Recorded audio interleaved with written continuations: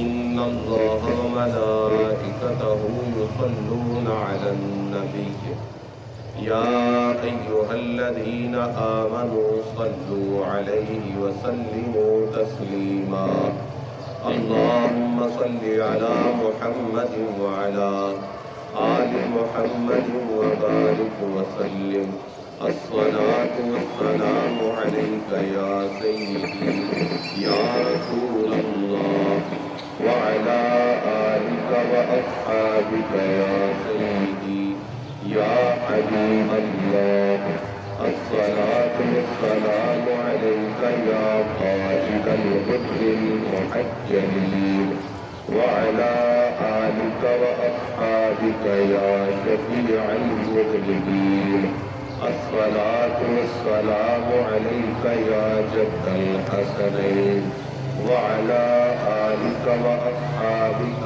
يا إمام القبلتين ويا وسيلتنا في الدارين حمد و صلاة کے بعد معزز و محتشم حاضرین و سامعین، اللہ جل جلالہ کے فضل و کرم سے حضور نبی مکرم شفیع معظم جانب عالم صلی اللہ علیہ وآلہ وسلم کی نگاہ عنایت سے مجھے اور آپ کو ایک مرتبہ پھر عید الاضحیٰ کی مبارک ساعتیں نصیب ہو رہی ہیں۔ دعا کیجئے خالق لم یزل ولا یزال اس مقدس دن کو ہمارے لیے بخششوں، مغفرتوں، عنایتوں اور اپنی خاص مہربانیوں کے نزول کا ذریعہ بنائے۔ حاضرین گرامی قدر، آج کی عید کو ہمارے سادہ انداز میں عید قربان یا قربانی والی عید کہا جاتا ہے۔ یہ جو لفظ ہے قربانی کا، جب بھی زبان پہ آئے یا سماعتوں سے ٹکرائے تو ایک چیز کی طرف دھیان جاتا ہے، ایک چیز کی طرف توجہ جاتی ہے، اور وہ یہ ہے کہ قربانی جو بھی ہے، جس نے بھی کی ہے، وہ کسی معمولی چیز کی نہیں ہوتی۔ مثال کے طور پر اگر آپ کسی انسان کو معمولی اور کم قیمت چیز دیتے ہیں تو کوئی اسے قربانی نہیں کہے گا۔ قربانی کا لفظ بولا ہی وہاں جاتا ہے جہاں پر گراں قیمت چیز، بہت قیمتی چیز، بہت محبوب چیز، بہت مرغوب چیز کو کسی کے لیے پیش کیا جائے، کسی کے لیے دے دیا جائے تو کہا جاتا ہے کہ اس نے بہت بڑی قربانی پیش کی ہے۔ یاد رکھیں، اللہ جل جلالہ کی بارگاہ میں جو لوگ جتنے زیادہ محبوب ہوتے ہیں ان کی اتنی بڑی قربانی ہوتی ہے، اور سب سے بڑھ کر اللہ جل جلالہ کو اپنے بندوں میں اپنے انبیاء سے محبت ہے۔ اس سے اونچا رتبہ کوئی نہیں۔ نبیوں اور رسولوں کا درجہ اور ان کا درجہ محبوبیت اللہ کی بارگاہ میں سب سے بلند ہے، سو ان کی قربانیاں بھی باقی لوگوں کی نسبت اعلیٰ ہے، بالا ہے، بلند ہے، افضل ہے، اولا ہے۔ چنانچہ انسان اگر ایک لفظ میں، ایک جملے میں خلاصہ کرے کہ بندے کو اپنی پوری زندگی میں اور اپنی زندگی کی تمام اشیاء میں سب سے زیادہ محبت کس چیز سے ہوتی ہے تو وہ ایک ہی جواب ہوگا کہ اپنی اولاد سے۔ حتیٰ کہ انسان اپنے والدین سے بھی بڑھ کر اپنی اولاد سے محبت کرتا ہے۔ والدین کی تعظیم زیادہ ہے، ان کا ادب زیادہ ہے، ان کا احترام زیادہ ہے، لیکن انسان کی طبیعت کے اندر جو طبعی محبت پائی جاتی ہے وہ والدین کی نسبت بھی اولاد کے ساتھ زیادہ ہے۔ اچھا، اولاد کوئی بھی ہو بندے کو وہ پیاری ہوتی ہے، لیکن اگر اولاد نرینہ ہو تو طبیعت کا تقاضا یہ ہے کہ بندہ بیٹے سے بیٹی کی نسبت زیادہ محبت کرتا ہے، زیادہ پیار کرتا ہے۔ اللہ اکبر! جب ہمارے آقا صلی اللہ علیہ وآلہ وسلم کی ذات پاک کے بعد اللہ کی سب سے زیادہ محبوب شخصیت حضرت سیدنا ابراہیم خلیل اللہ علیہ السلام ہے، تو اللہ کریم نے ان سے قربانی وہ طلب فرمائی کہ جس سے بڑھ کر کوئی محبوب چیز ان کے ہاں موجود نہیں، اور فرمایا کہ اسماعیل کو، اپنے صاحبزادے کو، اور پرلطف بات یہ ہے بچہ پیدا ہو فوت ہو جائے یا فوت شدہ بچہ پیدا ہو، دکھ ہوتا ہے، پر اتنا دکھ نہیں ہوتا جب بچہ چلنے کی عمر کو پہنچ جائے، جب بچے سے امیدیں وابستہ ہو جائیں، جب بچہ آپ کی آنکھوں کے سامنے اپنی مختلف اداؤں کا اظہار کرے، اس وقت میں پہنچ کر انسان اپنی اولاد اور پھر اولاد نرینہ سے کمال کی محبت کرتا ہے۔ اللہ نے اس موقع پر اپنے خلیل کو حکم دیا، میرا حکم یہ ہے کہ اپنے بیٹے اسماعیل کو میری بارگاہ میں قربان کرنا ہے۔ اللہ اکبر! اللہ کا قرآن اس واقعہ کو بیان کرتا ہے کہ جب حضرت سیدنا اسماعیل علیہ السلام چلنے پھرنے کی عمر کو پہنچے تو رب تعالیٰ نے حکم دیا بذریعہ خواب، اور یہاں یہ بات بھی ہمیں خوب سمجھ لینی چاہیے کہ نبی کا خواب دوسرے لوگوں کے خواب جیسا نہیں۔ مجھے، آپ کو، ہم میں سے کسی کو خواب میں نظر آئے کہ ہم اپنے بیٹے کو ذبح کر رہے ہیں تو ہمارے لیے یہ قطعاً جائز نہیں کہ ہم اپنے بیٹے کی قربانی کریں۔ کوئی کرے گا تو رب تعالیٰ کی بارگاہ میں مجرم ہوگا، جہنمی کہلائے گا، پر رب کے نبی کا معاملہ عام انسانوں کے معاملہ کی طرح نہیں۔ آپ نے جناب سیدنا اسماعیل کو لٹا دیا اور صبر مند بیٹے نے اللہ کی رضا پر صبر کا اور خوشی کا اور مسرت کا اظہار کیا۔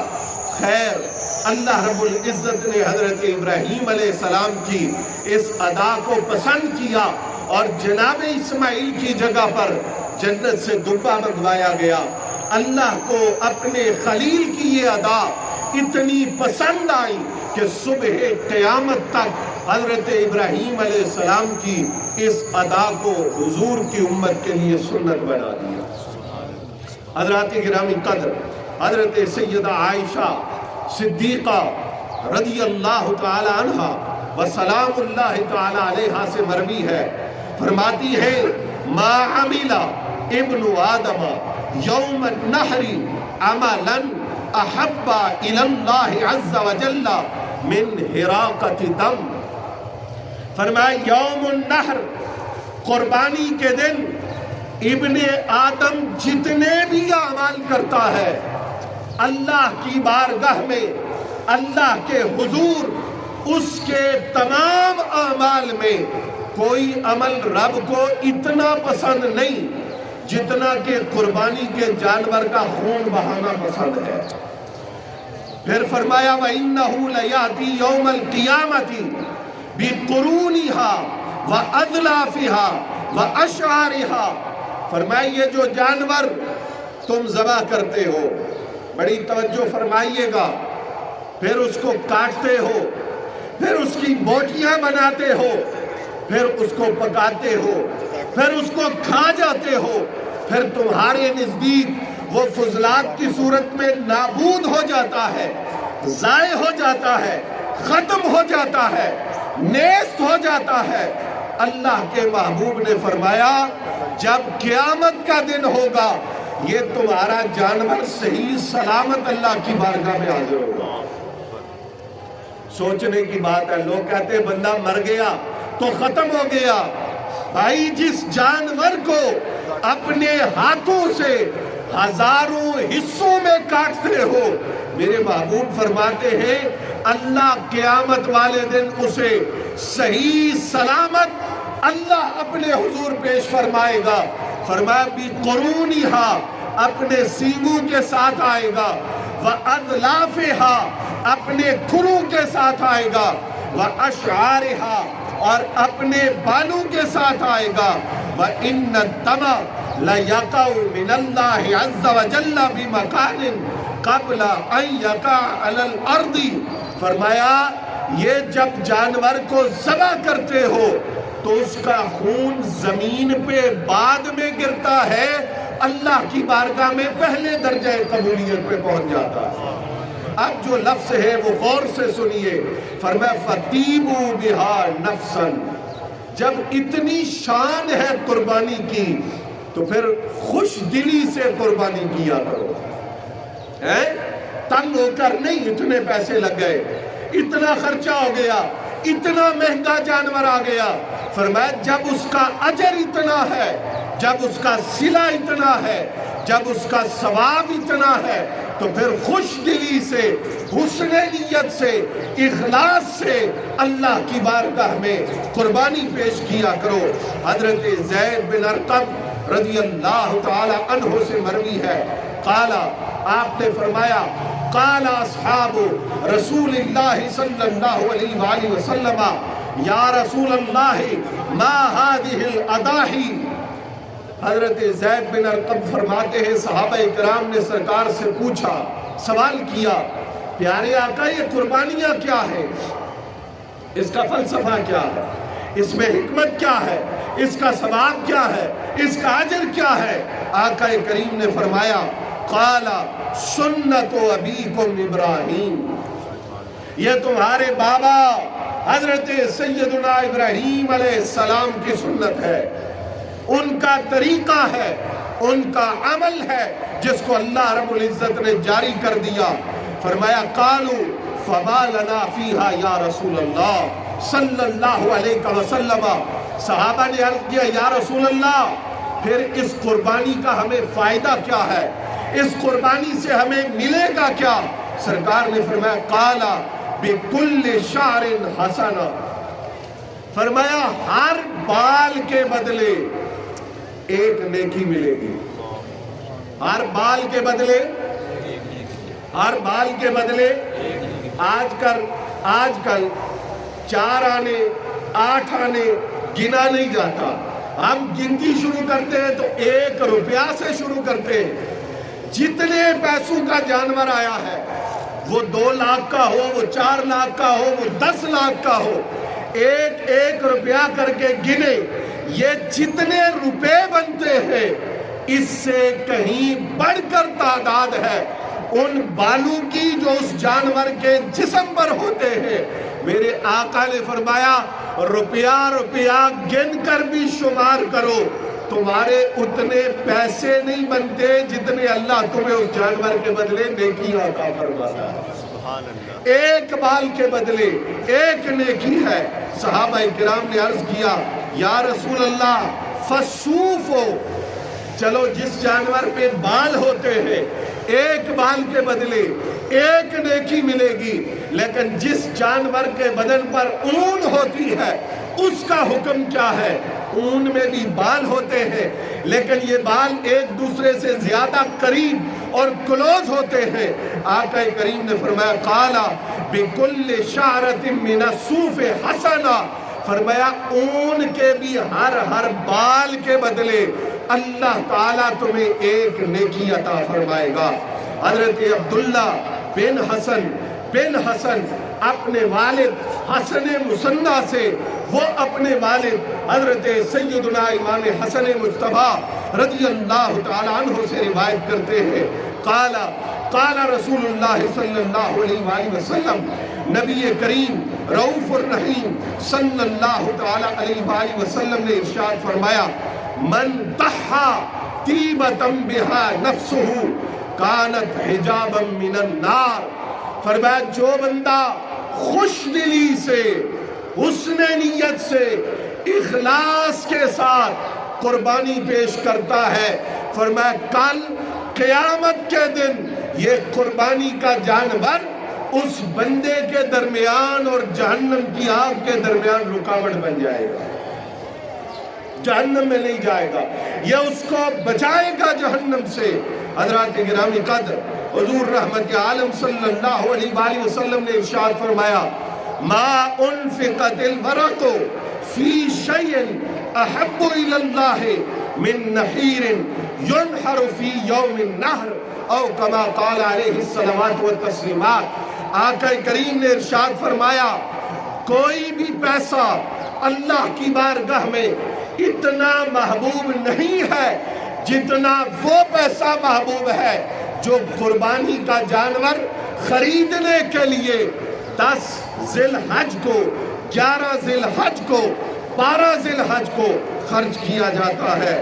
दोस्तों ये वईद भी सुन लीजिए, आका करीम ने इरशाद फरमाया, मन कान लहू सादुन वलम युदहि फला यक़रबन्ना मुसल्लाना। फरमाया जिस बंदे के पास गुंजाइश है वो कुर्बानी कर सकता है, उसके बावजूद वो कुर्बानी न करे, प्यारे आका ने फरमाया वो हमारी ईदगाह के करीब भी न आए। कुर्बानी अपनी तरफ से करना वाजिब है। एक घर में कई लोग साहिबे निसाब हो तो हर बंदे की तरफ से कुर्बानी वाजिब है। अगर कारोबार इकट्ठा है लेकिन उसको तकसीम करे, हर बंदे का हिस्सा इतना है कि वो साहिबे निसाब बन जाता है, तो हर एक की तरफ से कुर्बानी करना लाजिम होगा। अपनी कुर्बानी कर ले, जो बालिग अफराद है उनकी कुर्बानी कर ले, उसके बाद फौज शुदगान की तरफ से कुर्बानी करना चाहे तो ये भी जायज़ है। मौलाए कायनात सैयदना अली करमल्लाहु ताला वजहुल करीम हर साल 2 जानवर ज़बह करते, एक अपनी तरफ से, दूसरा आका करीम सल्लल्लाहु अलैहि वसल्लम की तरफ से कुर्बानी करते।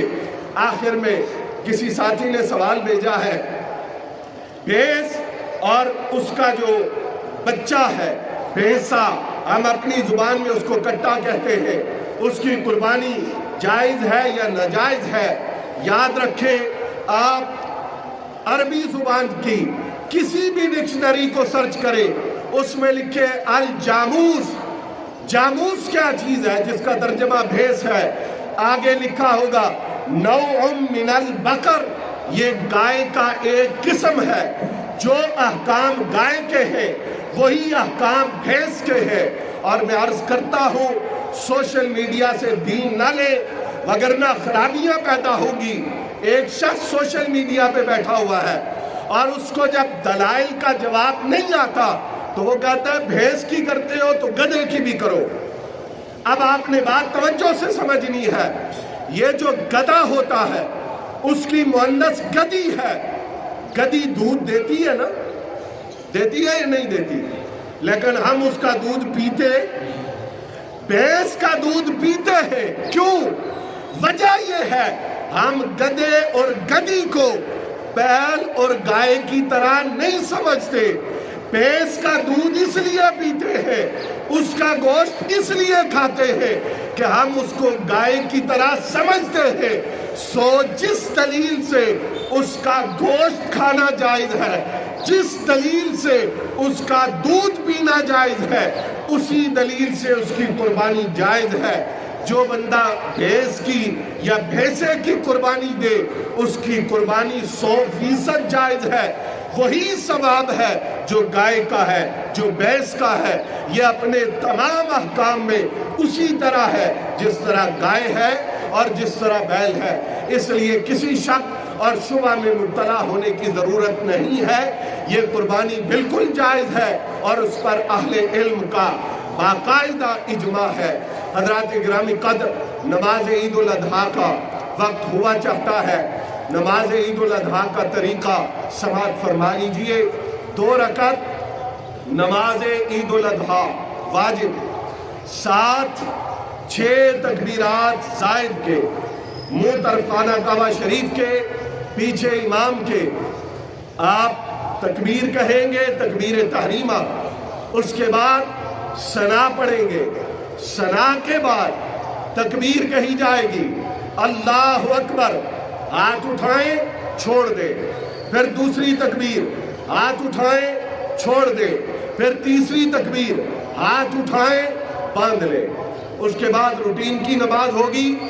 جب دوسری رکعت پڑھیں گے، قرات مکمل ہو جانے کے بعد رکوع میں نہیں جانا، تکبیر کہی جائے گی، ہاتھ اٹھائیں چھوڑ دیں، پھر تکبیر ہوگی، ہاتھ اٹھائیں چھوڑ دیں، پھر تکبیر ہوگی، ہاتھ اٹھائیں چھوڑ دیں، پھر چوتھی تکبیر پر ہاتھ نہیں اٹھانے اور رکوع کے اندر چلے جانا ہے۔ نماز مکمل ہوگی اور نماز کے بعد خطبہ سنیں، خطبہ سننے کے بعد حضور کی بارگاہ میں درود و سلام پیش کیا جائے گا۔ جلدی نہ کیا کریں، اللہ نے ہمیں 3 دن عطا فرمائے ہیں اور 3 دنوں کے اندر ہم قربانی کر سکتے ہیں۔ عید الاضحیٰ کے موقع پر دارالعلوم محمدیہ رضویہ متصل جامع مسجد تاجدار مدینہ کو اپنے تعاون میں ہر سال کی طرح خصوصی طور پر یاد رکھے، چرمہائے قربانی کی کھالوں کی صورت میں اپنے ادارہ کے ساتھ خصوصی تعاون فرمائے۔ بچے آپ کے پاس حاضر ہوں گے، فون بھی کر سکتے ہیں، خود بھی آ کر آپ ادارے کے اندر قربانی کی کھالیں جمع کروا سکتے ہیں۔ یہ صدقہ جاریہ ہے اور اس کا ثواب جب تک دین کا تعلیم کا یہ سلسلہ جاری رہے گا آپ کو ملتا رہے گا۔ صفے درست فرمائیں، کاندھے سے کاندھا ملائیں، اگلی صفے پہلے مکمل کریں،